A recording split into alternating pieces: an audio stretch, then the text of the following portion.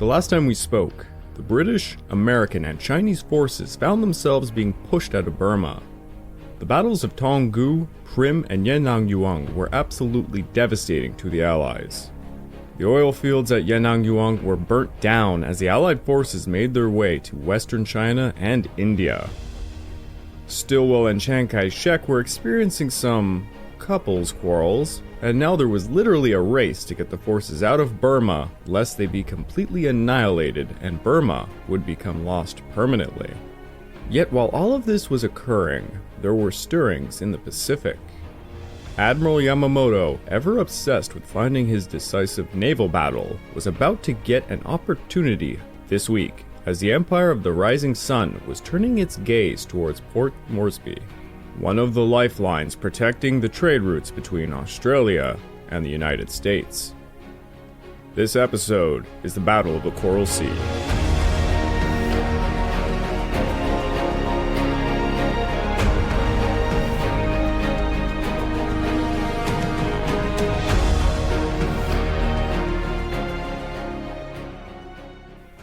Welcome back to the Pacific War Podcast week by week, and I'm your dutiful host, Craig Watson. But before we can begin, I just want to remind you, this podcast is only made possible through the efforts of Kings and Generals over at YouTube. Perhaps you want to learn a bit more about World War II? Kings and Generals has an assortment of episodes on World War II and much, much more, so go give them a look over on YouTube. So please, subscribe to Kings and Generals over at YouTube and continue to help us produce this content by checking out www.patreon.com/kingsandgenerals. And hey, if after all that you are still hungry for some history-related content, why don't you go over to my personal channel, the Pacific War channel over at YouTube, where you'll find a few videos going as far back as the Opium Wars of the 1800s all the way to the end of the Pacific War. Give it a look, it'll mean a lot to me. Over in Hawaii lays a code-breaking unit formerly called the Combat Intelligence Unit, or CIU. Amongst its staff, it was nicknamed the Dungeon. After reorganization during the war, it was renamed Fleet Radio Unit Pacific, FRUPAC, FRUPAC, but is commonly called today by the name Station Hypo. And its chief was a man named Joseph Rochefort, a 40-year-old Navy commander. Rochefort was tall, dark-haired, friendly, and an aristocratic kind of man.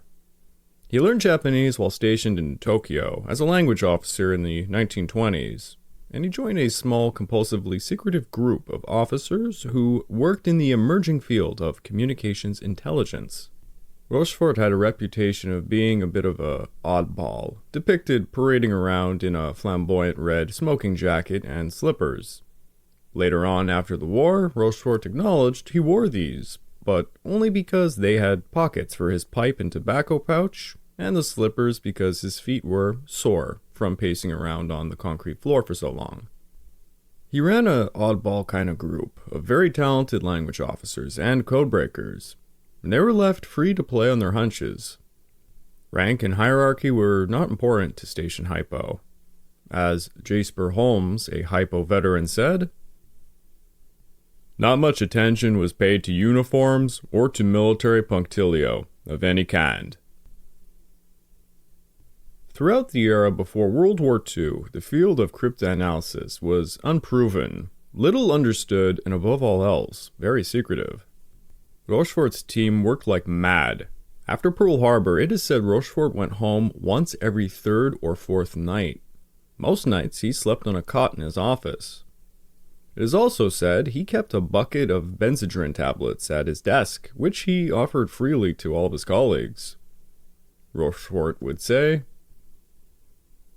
"I figured there were people out there getting shot at. If it should happen that it turned out to inflict some injury on my health, in the long run, so what?" Now, Washington's naval headquarters were tackling the JN-25 Main Japanese Naval Operational Code. They had already cracked most of it before December of 1941, but a new JN-25B code began to come into use after December the 4th of 1941. Station Hypo was given the go-ahead to begin deciphering the new code, A momentous amount of work. 50,000 5-digit numeral groups. Yikes. By the year's end, when Nimitz took command of the fleet, Rochefort's team had made some progress, and then in January of 1942, there was a sharp increase in Japanese radio traffic in the Truk area. Rochefort correctly predicted the Japanese would seize Rabaul, and now the Japanese perimeter extended dangerously south where the U.S. carriers might be able to stage a trap. Admiral Nimitz was briefed each morning at 8 a.m. by his fleet intelligence officer, Lieutenant Edwin Lytton, and he received a daily briefing from Station Hypo. Nimitz told Lytton on his first day as SINCPAC, "I want you to be the Admiral Nagumo of my staff. I want your every thought, every instinct, as you believe Admiral Nagumo might have them. You are to see the war, their operations, their aims, from the Japanese point of view, and keep me advised what you are thinking about, what you are doing, and what purpose, what strategy motivates your operations. If you can do this, you will give me the kind of information needed to win this war." Admiral Halsey's carrier raids on the Marshalls boosted Nimitz's confidence in him, and this was accompanied by an outpouring of Japanese radio traffic that fed Station Hypo. Soon Rochefort's team began to figure out key words indicating geographical areas, and soon they were predicting attacks made in March on Java and Sumatra. Then in the last week of March, the first inklings of an impending Japanese offensive against Port Moresby emerged, when an intercepted message revealed that Japanese naval air units had received orders to attack a target identified as RZP. When Rochefort's team looked further into it, they revealed an operational code named MO. This, alongside some Australian coast watchers in early April, confirmed Japanese air patrols in the region were extending in length and density. Rochefort informed Nimitz, "An offensive in the Southwest Pacific is shaping up." Rochefort was asked by Admiral King what he thought the Japanese were up to, and Rochefort gave him his hunch. He said the Japanese were completing their operations in the Indian Ocean, and that the carrier group were on their way back home, but would perform an offensive into the Coral Sea, aimed most likely at the southeastern end of New Guinea. He did not think the Japanese were intending to invade Australia, but planning some major operation to take place after a Coral Sea offensive. Then on April the 18th, after the Doolittle raid, a ton more Japanese radio traffic emerged, and MO was identified as Port Moresby. By April the 24th, Nimitz and King were informed a large Japanese force comprising air groups and carriers would be steaming into the Coral Sea, covering the approach of separate amphibious groups which would assault Port Moresby. Nimitz at this point realized Station Hypo was producing the lion's share of the JN-25B code breaks, and he made sure to get them everything they needed to keep the code breaking pumping. On April the 22nd, Lytton sat down with Nimitz and gave a report. "There are many indications that the enemy will launch an offensive in the New Guinea, New Britain, Solomon area. The offensive would start very soon. The enemy force might include 5 carriers, 1 battleship, 5 heavy cruisers, and at least 4 light cruisers, 12 destroyers, and more than a dozen submarines. Perhaps 135 land-based naval bombers, 100 Zeros, and over 20,000 troops." Nimitz had to make a large decision. The Japanese were superior in carrier, battleship, and shore-based strength, as the intelligence indicated. The Americans could overcome this with the knowledge of the direction the enemy was advancing and the probability of being able to detect change in the enemy's deployment. As Nimitz would put it, "Accept odds in battle if necessary to contest the Japanese advance on Moresby." This meant throwing his 2 available carriers against the Japanese fleet and hope it prevailed.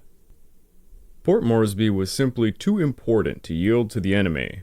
It would give the Japanese a launching platform for new attacks on air bases and port facilities in Queensland, Australia. It would also extend Japanese air search patterns all over the Coral Sea. It would allow for the buildup of forces for the planned offensive against New Caledonia, Fiji, and Samoa. Nimitz knew the Japanese had ruled out an invasion of Australia, but Moresby would allow them to cut the island continent off, basically drawing a noose around its neck. On the other hand, Port Moresby was on the outer range of airstrikes from Rabaul, and contesting its occupation would not expose Allied forces to the airstrikes suffered upon Malaya and the Dutch East Indies. Basically, for the first time in the war, a pitched sea battle with the IJN had become an acceptable risk. Admiral Nimitz got approval from Admiral King and set off for Pearl Harbor at the end of April. Task Force 17, built around Yorktown under Admiral Fletcher, would join up with Task Force 11, built around Lexington, under Rear Admiral Aubrey Jake Fitch, and make their way to the Coral Sea to intercept the Japanese invasion of Port Moresby. They would rendezvous with an Anzac cruiser force off New Hebrides under the command of Rear Admiral John C. Grace. Both Hornet and Enterprise would return to Pearl Harbor from the Doolittle raid and try to race over to the Coral Sea by mid-May to help out. Operation MO involved an incredible amount of surface forces, carriers, amphibious landing forces, and over 150 land-based aircraft. Commander of the 4th Fleet, Fleet Admiral Shigeyoshi Inoue, retained command of the operation at his HQ in Rabaul. But there would be 6 other admirals sailing with various elements of this immense fleet. Vice Admiral Takeo Takagi, who had won a great victory at the Battle of Java Sea, would command a carrier strike force built around Shokaku and Zoikaku, while his subordinate, Rear Admiral Tadachi Hara, of Carrier Division 5, would exert tactical control of the 2 carriers. The invasion force was 10,000 IJA and IGN troops in 12 large transports. A ton of surface ships and light carrier Shoho would cover the landings. Although Port Moresby was the main objective, the Japanese also intended to invade Tulagi, which could be transformed into a small seaplane base for reconnaissance. Tulagi was set to be seized on May the 3rd, and Port Moresby by May the 10th.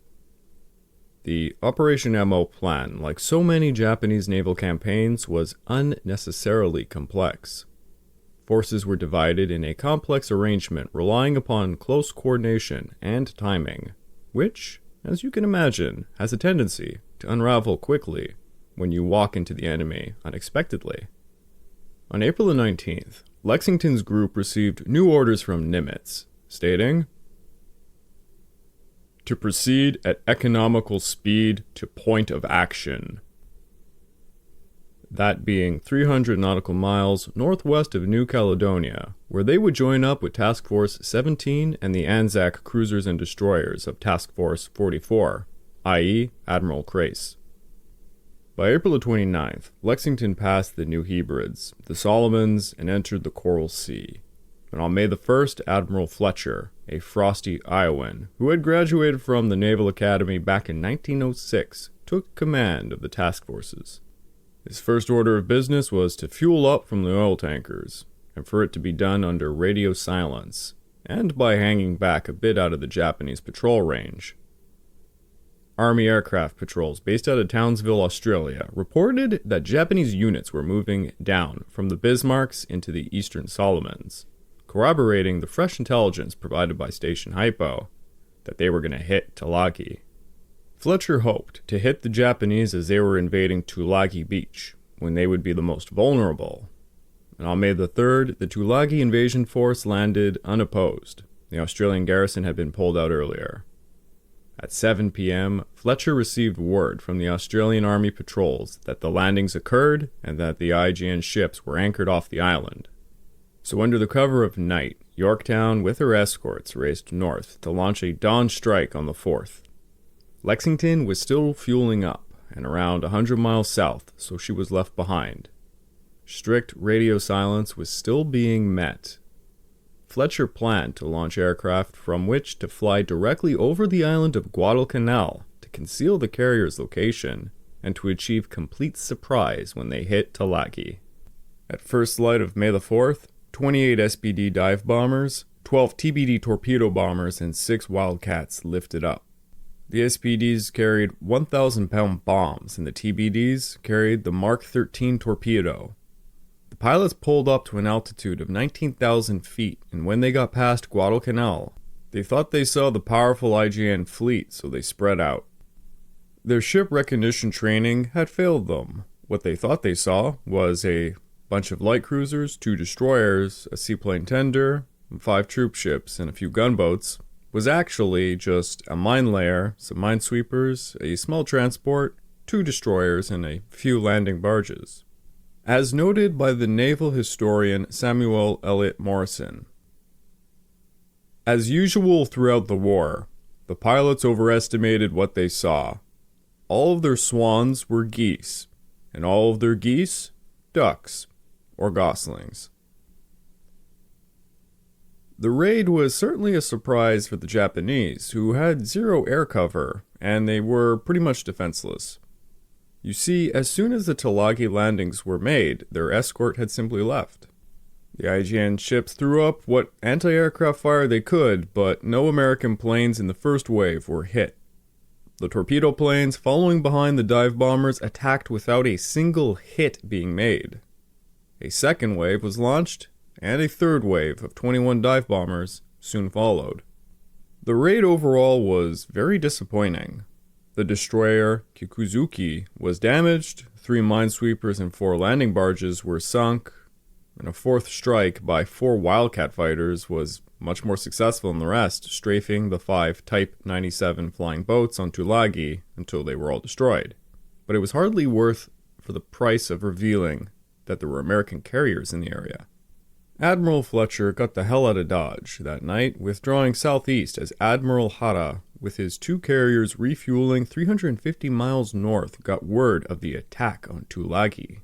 Admiral Hara quickly cut the fueling hoses, tossed them over the side of Shokaku and Zuikaku, and raced down into the Eastern Solomons. Admiral Oritomo Goto, whose Port Moresby invasion force had been sailing from Rabaul, ordered the smaller carrier Shoho to part ways to help with the hunt for the enemy. Luckily for the Yorktown, the IJN forces did not arrive soon enough to catch her as she withdrew further south and joined up with Lexington around 8:16 a.m. on May the 5th, this being around 320 nautical miles south of Guadalcanal. The task forces spread out in a circular formation, and Fletcher, who retained overall command still, signaled Admiral Fitch, who was an aviator and a veteran carrier officer, that he was now to take tactical control over the 2 carriers during air operations. Fletcher's orders from May the 6th onwards, handed to him from Nimitz, were: destroy enemy ships, shipping, and aircraft at favorable opportunities in order to assist in checking further advances by enemy in the New Guinea-Solomon area.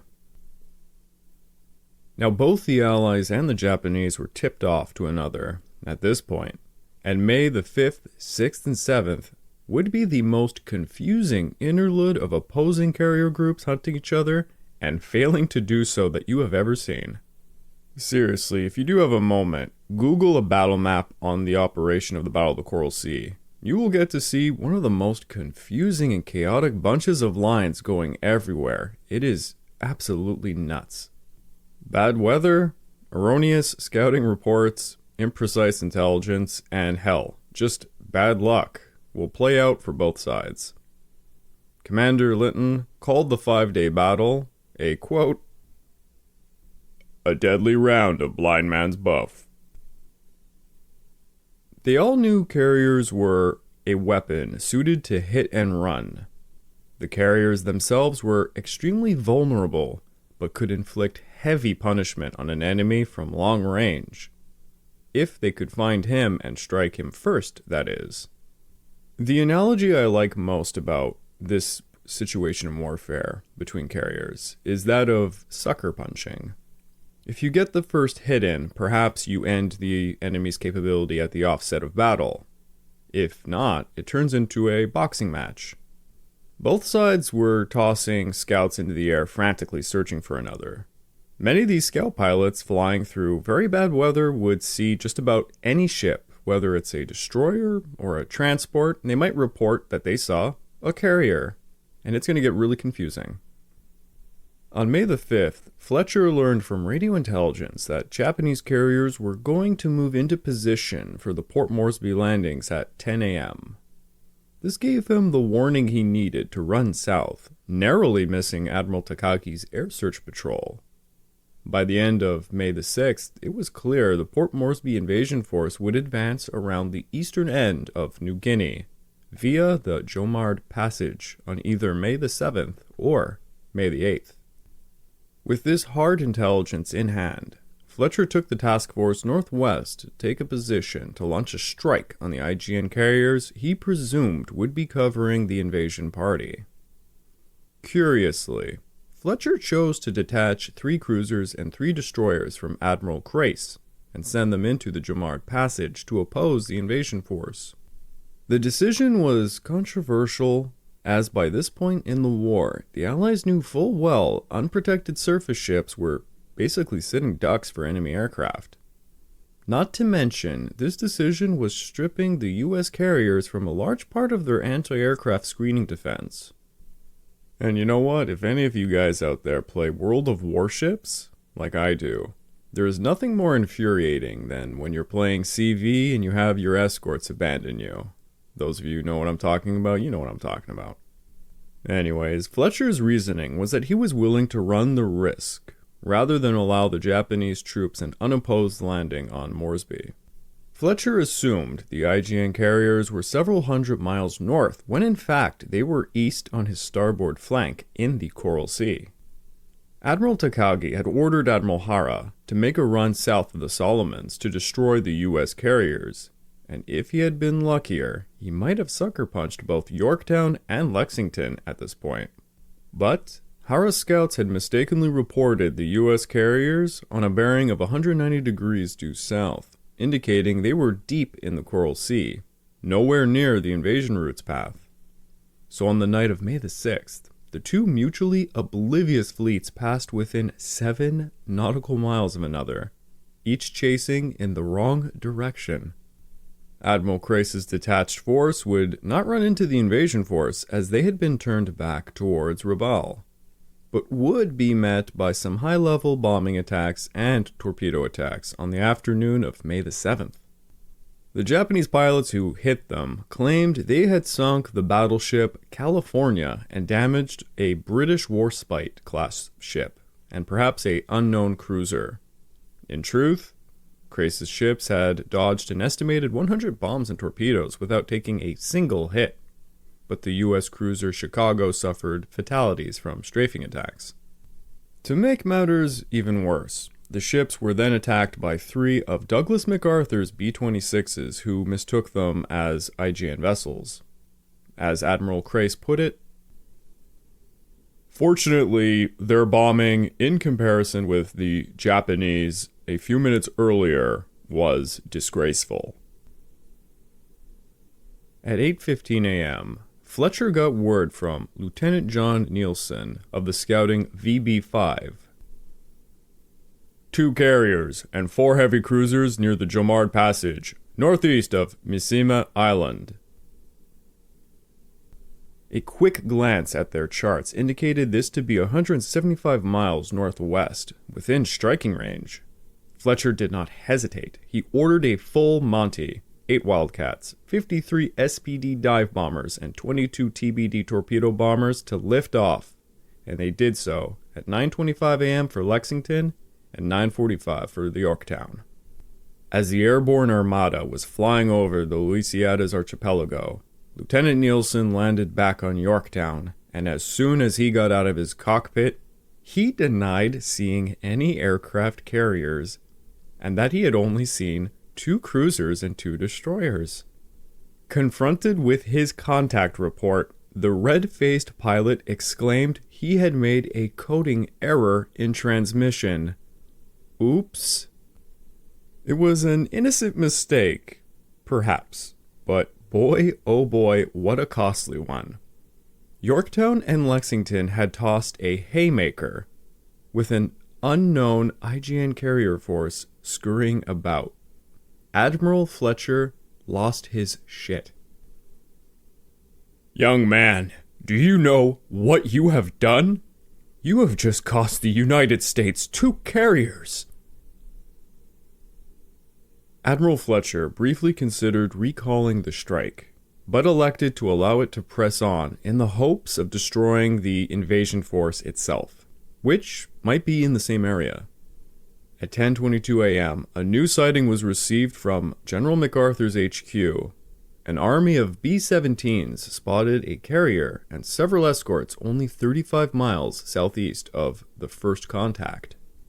Fletcher immediately radioed a course correction to the flight leaders, and as it happened, Lieutenant Commander Weldon Hamilton from Lexington, Bombing Squadron No. 2, already spotted the first IJN carrier in the vicinity, exclaiming, "I see one flat-top bastard." That flat top was the escort carrier Shoho, accompanied by 4 cruisers and a destroyer. It was the vanguard, covering force for the invasion force led by Admiral Goto. Goto's lookouts saw the American planes approaching on her starboard bow, and Shoho made a hard turn to port at 11:07 a.m. The carrier had only 3 fighters, and they were clothes, not Zeros to boot.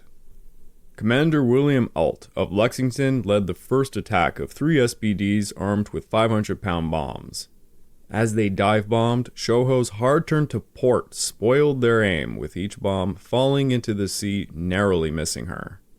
A few minutes later, 10 SBDs of Lieutenant Commander Robert Dickens, scouting 2, dove from 12.5 thousand feet, pursued by 2 clothes. The Shoho continued her hard port, coming a full circle as the 10 SBDs each in turn dropped their bombs, all missing. Then 15 other SBDs with 1,000-pound bombs made their rolling dives. As Commander Hamilton put it, "The Jap was exactly downwind as I nosed down, simplifying my problem tremendously. My bomb, which was the first 1,000-pounder to hit, struck in the middle of the flight deck's width, just abaft midships. As I looked back, the entire after portion of the flight deck was ablaze and pouring forth heavy black smoke. A second bomb struck centerline aft near Shoho's elevator, setting off secondary explosions on her hangar deck. Hamilton turned back to have a look, recalling, "The ship was a flaming wreckage, rent by tremendous explosions, slow to nearly stopping. A spectacular and convincing pageant of destruction." Shoho's fate was sealed by 2 hits, but the American pilots were not done with her. Lexington's Torpedo Squadron 2, led by Lieutenant Commander James Brett, approaching from the southwest, and with his fellow TBDs made an anvil attack, dropping torpedoes on both bows simultaneously, so the Shoho had no hope to avoid both. 5 torpedoes dropped from an altitude of just 100 feet, smashed into Shoho's hulls, detonating beneath her waterline. 2 on her starboard side and 3 in her port. Yorktown's air group arrived over Shoho around 11:30 a.m. and 17 SBDs dive-bombed, adding another 5 to 6 1,000-pounder hits, as the TBDs landed another 2 to 5 torpedoes in her hull. The Shoho blew apart and sank. Lieutenant Commander Stroop, the flag secretary to Admiral Fitch, recalled, "It was a very successful attack, except that we had an overkill on the carrier. Looking back on this, it was too bad that the attack hadn't been better coordinated and some of the force spreading around the other ships. But this being our first battle of that kind, everybody went after the big prize, and they sank this rather soft carrier very quickly." Captain Aizawa ordered the Shoho abandoned in the last moments before she sank. A quarter of her crew leapt into the water. 203 would survive. 631 were killed in explosions or trapped inside the ship as she sank. Admiral Inoue, monitoring the events from his HQ in Rabaul, was fearful of the invasion convoy heading for Port Moresby. He ordered them to turn around and retreat north, abandoning the MO operation for just the moment. Until the American carriers were destroyed, Inoue did not want to risk the safety of his invasion force. 200 miles to the east, the Shokaku and Suikaku both duplicated Fletcher's error of launching an all-out attack on a secondary target based on some very flawed scouting reports. At 7:22 a.m., a cruiser scout plane reported seeing a U.S. carrier 163 miles due south of the two Aichihan carriers. The Japanese assumed they had found the USS Saratoga, the only carrier that they thought could be in this theater. Thus, Admiral Takagi and Admiral Hara sent a massive air attack. 36 Valdive bombers, 24 Kate torpedo bombers, and 18 Zero fighters took off to hit what was an oil tanker named Nisio and the U.S. destroyer Sims. After the aircraft departed, a new contact report arrived stating that scout had just found 2 U.S. carriers, much to Admiral Hara's shock. Apparently, they were 288 miles to the northwest, the opposite direction of the other contact report. Admiral Hara could not simply reroute his strike and risk the garbled transmission. Japanese radios were not perfect after all at this time. So he allowed the first strike to continue while he motioned the 2 carriers to move north in a striking range of the second report. "We will join the battle with the enemy in the west after we have attacked to the south." Upon learning that this carrier in the south was in fact an oiler and a destroyer, Admiral Hara quickly radioed an urgent recall order. Hara hoped there would be time to recover enough planes to refuel and send them northwest. At 10:38 a.m., that very poor oiler and destroyer were without any air cover, but the Japanese pilots did not attack right away, because it was very apparent to them this was not a primary target.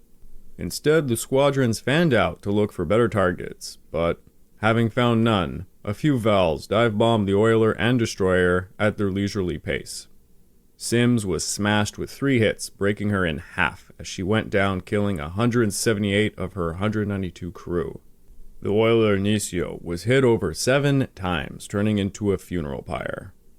News of the attack reached Fletcher, and he was shocked. He had just sent a wave of aircraft northwest, but the Japanese had attacked an oiler and destroyer to the southeast. Between 12:45 and 1:15 p.m., the U.S. aircraft returning, having lost 3 SPDs, were refueled and rearmed by 2:20 p.m. Fletcher had a decision to make. He could make a sortie against the Moresby invasion force. It was still in range. But instead, he elected to not launch a second strike until he knew precisely where those Japanese carriers were. As the night came, Fletcher took the force southwest to await dawn of the next day to recommence actions. The American pilots were not trained for night operations. As Fletcher would say later on, "Insufficient daylight for an attack following an extensive search." The Americans would keep some cap up, but everything else would be deck-bound. The Japanese were much bolder. At 4:15 p.m., with the new contact report in hand, Admiral Hara chose to roll the dice on a late-day strike. Hara launched 12 Vals and 15 Kates from Shokaku, with orders to fly 277 degrees at a range of 280 nautical miles to search for the American carriers. The American task force was about 170 miles west, and those planes apparently flew right over them, failing to spot the task force. As the Japanese aircraft turned around, trying to home in on their own carriers' homing signals, the U.S. newly installed radar tracked them as a group of Wildcats tried to intercept. They closed in at 6:15 p.m., right as the sunlight faded, and 8 Kates and 1 Val were shot down at the price of 3 Wildcats. It was the war's earliest demonstration of the game-changing potential of radar. After nightfall, while most of the American aircraft were aboard, a new formation of planes arrived over the task force. Their navigation lights were on, indicating that they intended to land, but many observers noted something was weird.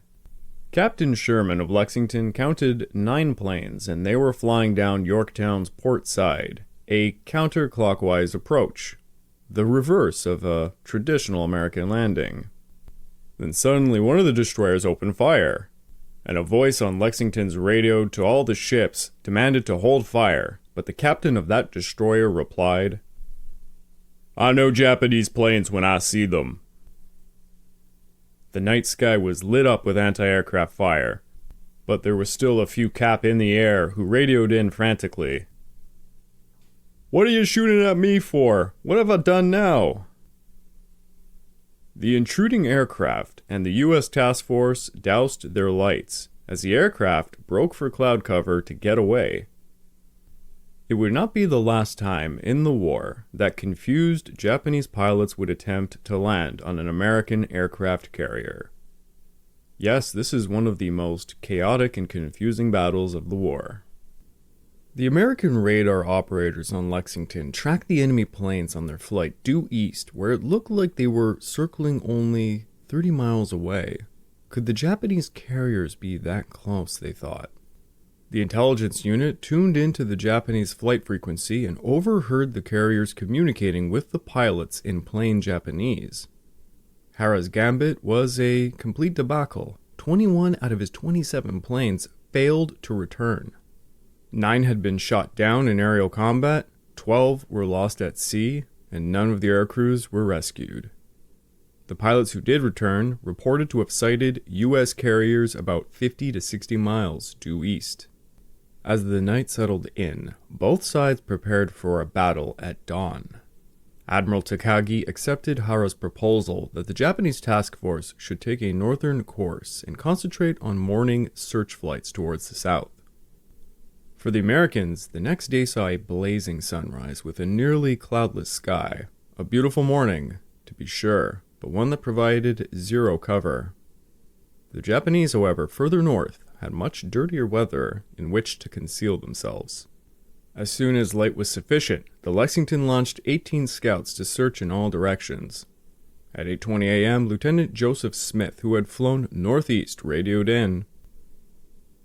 2 carriers, 4 heavy cruisers, many destroyers, steering 120 degrees, 20 knots. The position was 175 miles away. The 2 U.S. carriers quickly turned into the wind, and the first aircraft were launched at 9:07 a.m. Half an hour later, 75 aircraft were sent to hit the Japanese. 39 SPD dive bombers, 29 TBD torpedo bombers, and 15 Wildcat fighters. As the American Air Armada flew north, the Yorktown and Lexington groups grew further and further apart, eventually losing sight of each other. Likewise, the different planes of the Armada began to do the same thing. As they flew at different speeds and altitudes, they became more and more separated. The dive bombers needed a higher altitude of 15,000 feet, but the torpedo planes lugged heavy fish. They could not spare the fuel to climb so high. Soon, they were all drifting miles apart. The SPDs and Wildcats were the first to spot the Japanese carriers at 10:32 a.m.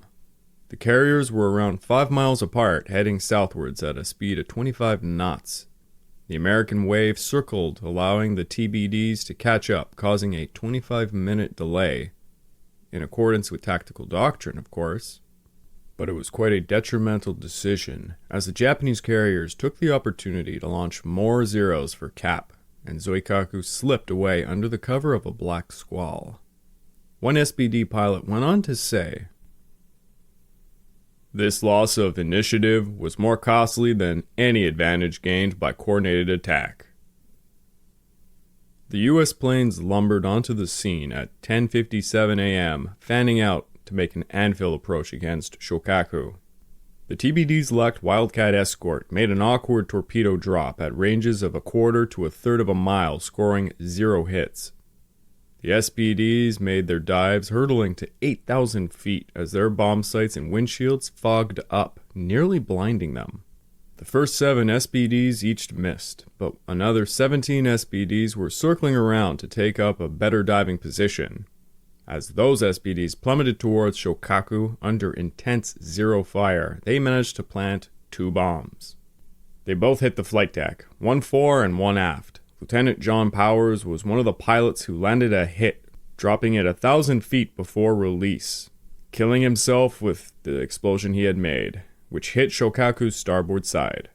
Lieutenant John Powers traded his life and that of his co-pilot to remove the possibility of missing the target, and would be awarded posthumously the Medal of Honor.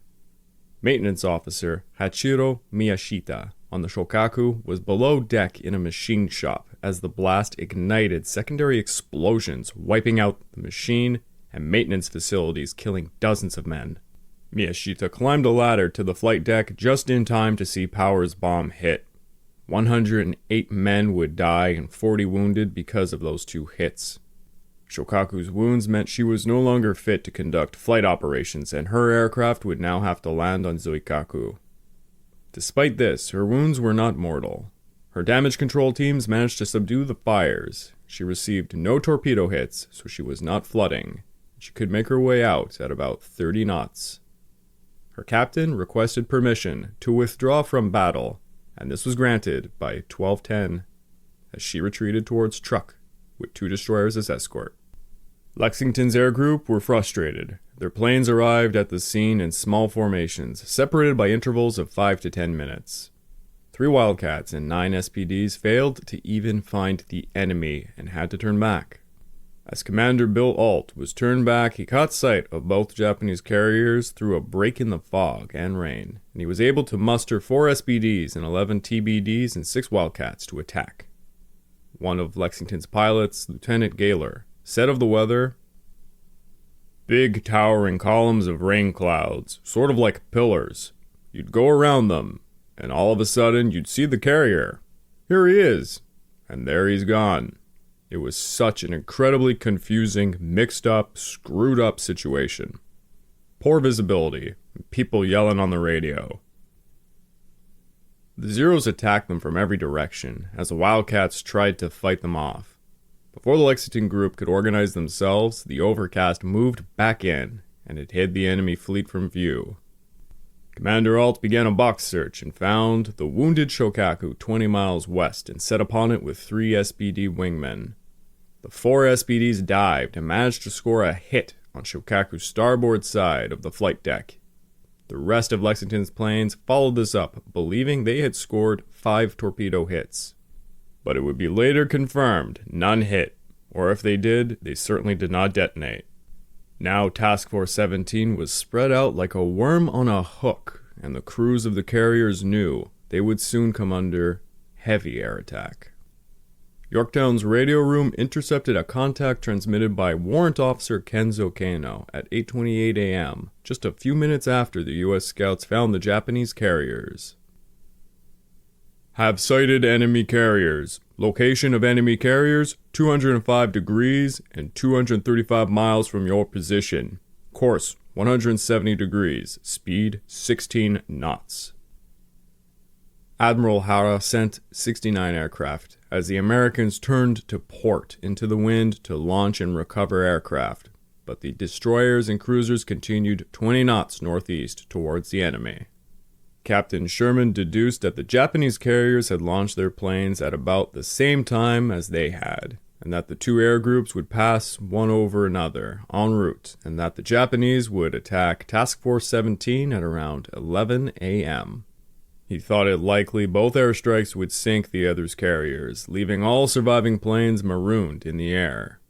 Sherman explained all of this to Stanley Johnston while observing on the bridge. He used this boxing metaphor. Each aircraft carrier was a fighter, with a long reach and a strong punch, and also a glass chin.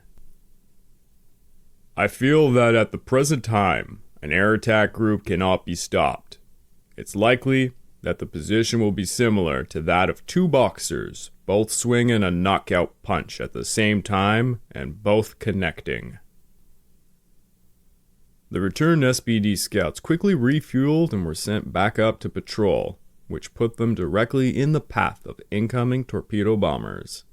American radar picked up the incoming Japanese aircraft by 10:55 a.m., indicating them to be about 68 miles away. Lexington's fighter director believed the attack would be at around 10,000 feet, so he made sure the 17 Wildcats performing cap would be above 10,000 feet, flying in the direction of the enemy to pounce upon them. Quite a few SBDs were also assigned to a patrol at 2,000 feet to look out for submarines and intercept possible torpedo bombers. 5 Lexington fighters engaged the Japanese air armada at a distance of 20 miles, finding them at around 10 to 13,000 feet altitude. As the American fighters engaged the enemy, they sent word back to the U.S. carriers warning them of the incoming formations. There was 15 miles to go, but the Japanese formations were outmaneuvering the American fighters. Lexington's lookouts began to see the aircraft of the enemy at around 11:13 a.m. The torpedo bombers fanned out and approached from 2 directions, while the dive bombers soared overhead and performed rolling dives. Lexington's engines surged as the ship accelerated and her deck sloped steeply to port. The combined anti-aircraft guns of the task force blasted at the invaders, prompting Lieutenant Commander Shigekazu Shimazaki to recall, "When we attacked the enemy carriers, we ran into a virtual wall of anti-aircraft fire. The carriers and their supporting ships blackened the sky with exploding shells and tracers. It seemed impossible that we could survive our bombing and torpedo runs through such incredible defenses. Our Zeros and enemy Wildcats spun, dove, and climbed in the midst of our formations. Burning and shattered planes on both sides plunged from the skies." Shimizaki's Kates approached Lexington's port beam at around 4,000 feet and took an anvil pattern until they were 10,000 yards when they dropped their Type 91 torpedoes. As the torpedoes raced at the carrier, Val dive bombers were streaking down in near vertical dives, each releasing their bombs at around 1,500 feet. Most of the bombs fell astern and several more fell close abeam, each a near miss marked by a giant waterspout. One 242-kilogram heavy explosive bomb struck Lexington port near her forward 5-inch gun gallery, wiping out an entire Marine gun crew. Another hit Lexington's smoke funnel high on her port side, killing several gunners along the catwalks. A second wave of torpedo bombers dropped their bombs 1,000 yards to Lexington's port, making a dozen fish converging on the carrier. Captain Sherman knew they could not dodge them all. An officer on the navigation bridge screamed, "Don't change course, captains! There's a torpedo on each side of us running parallel!" So Captain Sherman held course, and many torpedoes passed around her until 11:20 a.m., when 2 smashed into her port side, forward and amidship. The entire hull lurched and shuddered, tossing men from their feet. One of the blasts punctured the port aviation gasoline tanks, causing internal explosions. The sea around Lexington was littered with burning debris and downed airplanes. By 11:45 a.m., it seemed like Lexington's control team had the situation at hand, finally. Lexington was listing at 7 degrees, but compartments were closed to counterbalance her. Her fires were put out by foamite, and by noon, there was no more smoke. Lexington seemed capable of fighting off another enemy attack, but to the dismay of the control teams, there was a large fuel leak and gas was creeping through many of her compartments. At 12:47, a tremendous explosion rocked the ship, and it became an inferno. Firefighting crews went to work again, but the water pressure from the hoses failed, and soon they only had chemical extinguishers to work with. More explosions began to ripple in the ship, and the power was cut. The extinguishers soon ran out. By 3:25 p.m., the fires were unmanageable. She began to list again.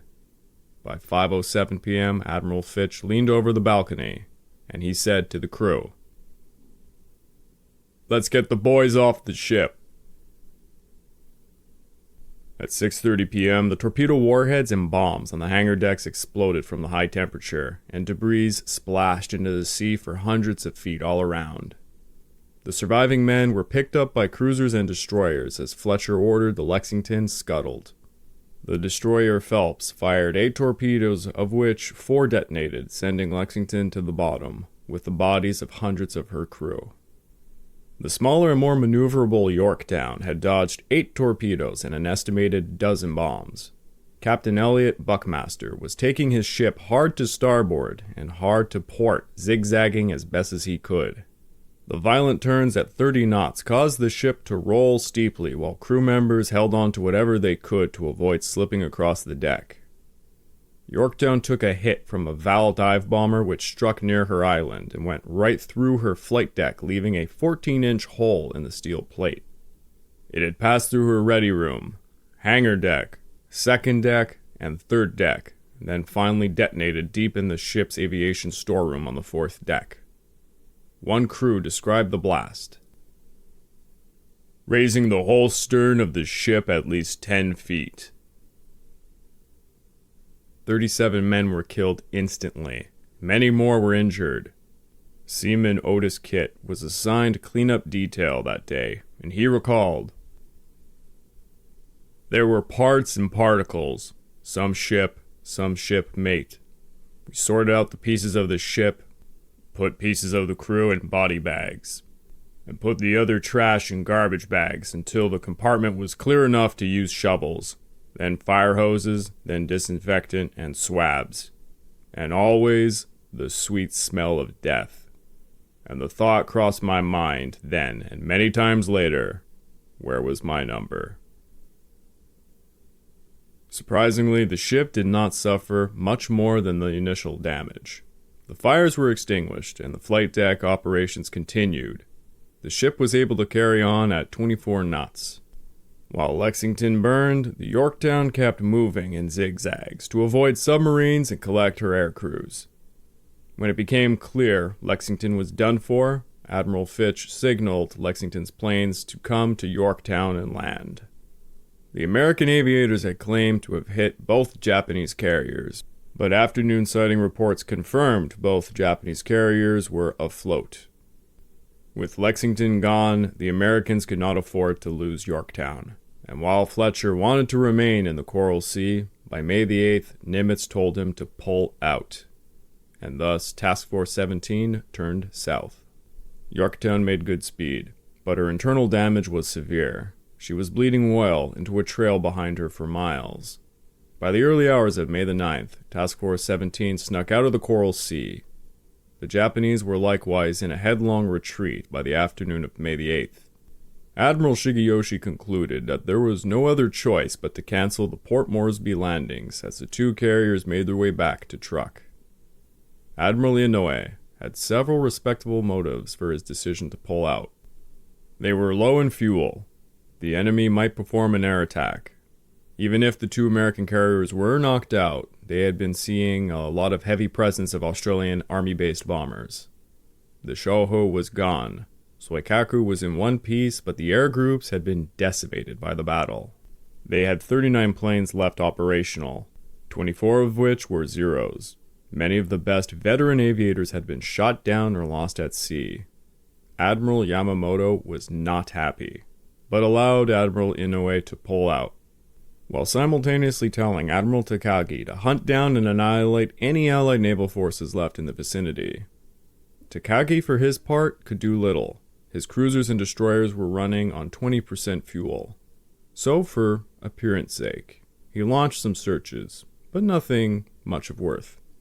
The Japanese could have pushed on and taken Moresby with little opposition, and many wondered why they did not. It was a strange failure of nerve for the rather bold nation that had been making calculated risks for months. Thus, the Battle of Coral Sea would go into the history books as a strategic victory for the Allies. On May the 11th, Admiral Yamamoto changed his orders and told Takagi to bring Soikaku home, because she was going to be needed for another operation, the Midway Offensive. On May the 9th, Shokaku committed 107 bodies to the deep. Miyashita said, "We covered their faces with gauze and wrapped their bodies in blankets. Then we placed a practice, non-explosive 30-kilogram bomb between their legs in the crotch area, in order to weigh down the body for burial at sea. However, after being put in the water, the caskets later broke up during the water pressure, and the dead bodies floated back up to the surface." Chief Warrant Officer Frank Boo of Yorktown would never forget seeing blood handprints on white sea bags, where men stricken by bomb blast had tried to raise themselves to their feet. The corpsmen laid the dead on wire mesh stretchers, pulled sheets over their faces. The Americans lost 656 men, the Japanese 966. The Americans had only 3 carriers left in the Pacific, and the Yorktown was severely hurt. Admiral Nimitz did his best to boost morale. "We don't know how badly he's hurt. You can bet your boots he's hurt too. Remember this, the enemy has got to be hurt, and his situation is not all a bed of roses." Admiral King wrote on May the 10th,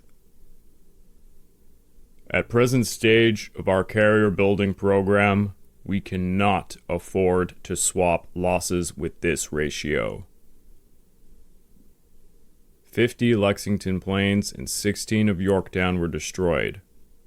The Japanese lost twice as many aircraft, 33 fighters, 34 patrol bombers, 5 float planes, 16 Vals, 17 Kates, and an additional 30 planes went down with Shoho.